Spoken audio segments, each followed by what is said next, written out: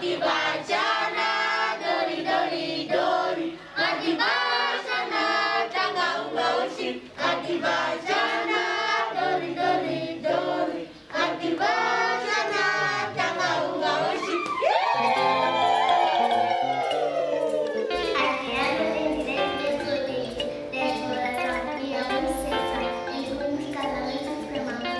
A criança tem o direito logo a nascer a ser registrada.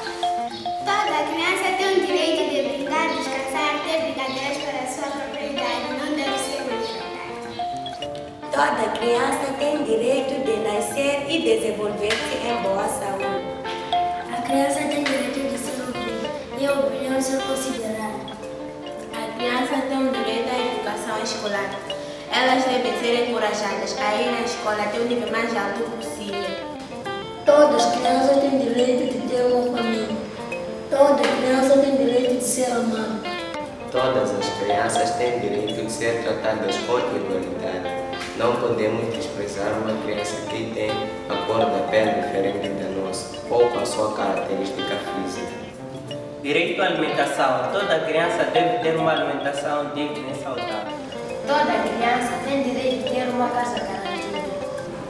Liberdade é um dos direitos da criança. Toda criança tem direito de ser feliz.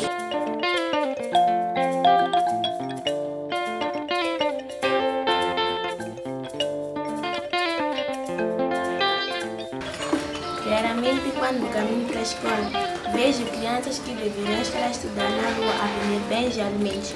Nós, crianças, devemos denunciar qualquer forma de violação dos nossos direitos. O governo deve educar os adultos a respeitarem os direitos das crianças. As crianças devem praticar os seus direitos para evitar a discriminação. Nós, crianças, devemos exigir os nossos direitos e praticar os nossos deveres. Nós, crianças, devemos exigir os nossos direitos e explicar aos nossos pais sobre os nossos direitos. Devido ao fraco acesso de serviços básicos, muitas crianças costumam perder vidas durante o parto e por outras doenças. A desnutrição infantil é uma realidade do nosso país e tem causado mortes em muitas crianças. Apesar do esforço que está sendo feito até hoje, existem crianças sem identidade porque não foram registradas ou porque foram abandonadas pelos seus pais. No meu país existem muitas crianças sem viver e a viver nas ruas.